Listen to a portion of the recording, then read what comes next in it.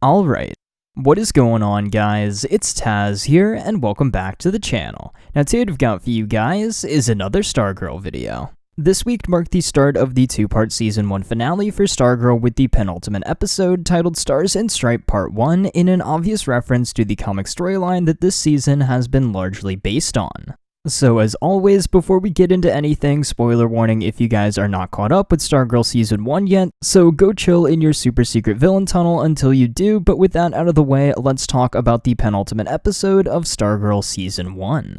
The episode starts off with a check-in on our favorite team of villains, that of course being the ISA. Brainwave tells Jordan that Sportsmaster and Tigress are on the hunt for Courtney and her family, while Dr. Ito and the Gambler put the finishing touches on Project New America for its launch in under 12 hours. Moving over now to a couple of very cool parallel scenes to really kick off the episode and tell us that yes, we are in the end game now. We have Courtney and Barbara packing up to get out of town and away from the ISA, while Pat and Mike are over at the workshop where Pat is fully prepared to let Mike know about everything. But as kids Mike's age often do, he doesn't want to hear any of it and storms off right before Larry Crusher Croc, aka Sportsmaster, pops in for a visit to his old buddy Pat. And now I absolutely loved the interaction and fight between Pat and Sportsmaster. It was hilarious how Sportsmaster was being so friendly yet so evil at the same time.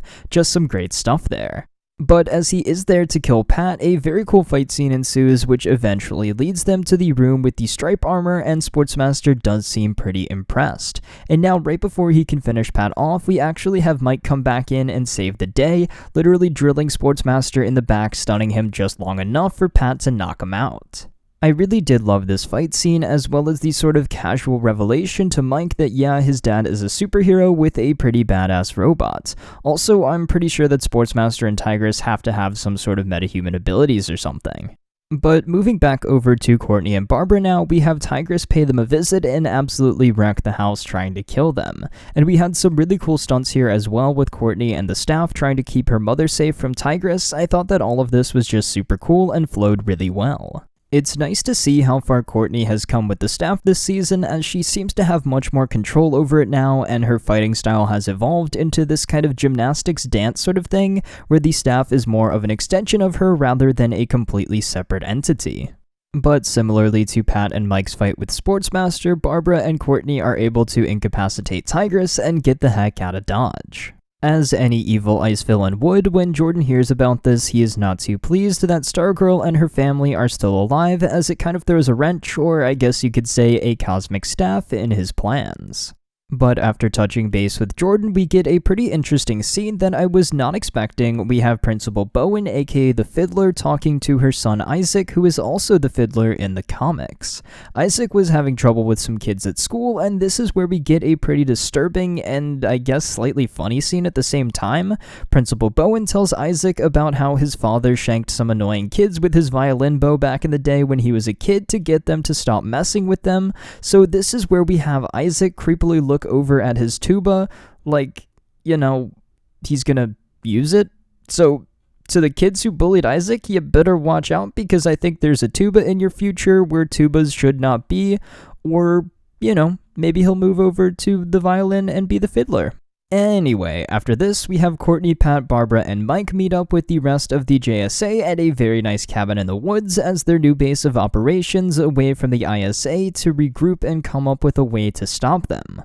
I did think it was pretty funny though how Pat just kind of had Stripe fly in and was casually all like, yeah, I've got a remote control robot, you guys don't? But we also can't forget about the real hero of the episode, Sir Justin, coming in clutch with the KFC feast. So now that the JSA are safe at the cabin, we can go back over and check in on the ISA, where we get a pretty funny and also kind of sad scene between Brainwave and Shiv while she is still locked up in her father's lair.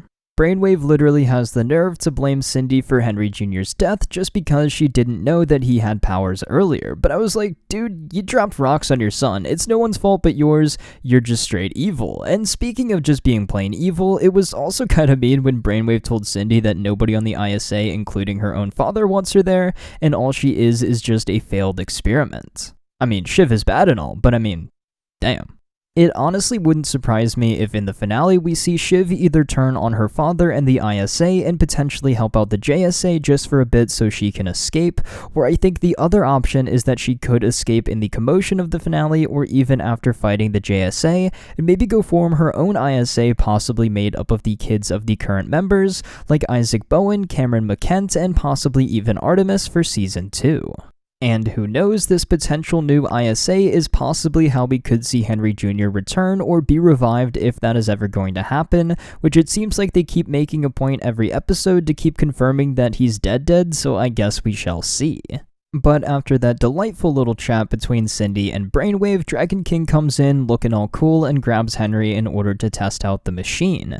And now this machine does look really cool. A lot of people say it looks like Cerebro. I think it looks a lot like the inside of the Epcot ball, but whichever way you spin it, it's still an evil mind control machine. So Brainwave tests out this machine and is willing to take the risks that Dr. Ito lays out, which include but are not limited to, kind of turning to mush. And surprise, surprise, the machine actually works, so that is 1 point for the bad guys of Blue Valley. Back over in the cabin, we have everyone trying to figure out what to do next. Beth is doing some more investigating with her goggles, Yolanda is still pretty broken up about Henry Jr.'s death, and Rick continues to work on deciphering his dad's journal with a bit of help from Justin. Well, that is up until he says that he needs to go clean the bathroom, so yeah, great talk, Shining Knight. But don't worry, Justin, we still love you for bringing the KFC and for the medieval story times. We did also have a very nice scene between Mike and Courtney out there on the balcony where they talk about all the superhero stuff, and maybe one day Mike will be a part of the team. Who knows? Back in Blue Valley, Sportsmaster and Tigress are visited by the Fiddler, who basically comes there just to mock them for messing up with killing Courtney and her family and just telling them not to screw up next time. They didn't take too kindly to being talked down to by a fellow ISA member, so of course Tigress kills the Fiddler, and then we have the camera kind of linger on the violin case telling us that yeah, there will be another Fiddler. Once again, over to the cabin, we have another nice heart-to-heart scene, this time between Pat and Barbara, where Pat explains why he kept his super past a secret for so long, which was a very valid reason. Pat left the superhero life behind, Stripesy, and the JSA was his past up until the ISA reappeared in Blue Valley. So it was nice to have Pat and Barbara kind of talk things out and have them back on the same page once again. After this, Pat helps Rick come up with the answer to the mystery of his father's journal, as the 66 Mustang was the key to cracking it. So now with the journal deciphered, the JSA can finally figure out what the Injustice Society are planning. This leads to a super cool mission briefing scene where Beth is able to use her goggles to display the plans for not only the ISA's secret tunnels running under Blue Valley, but also the plans for the mind control satellite as well. I can't be the only one who thought that Beth's goggles displaying everything as a green hologram looked really good in this episode, and like it could be repurposed into Green Lantern effects at some point in the future. One can only hope. Anyway, with this information from the journal, they come up with a plan to try and stop the ISA once and for all before the countdown can hit 0.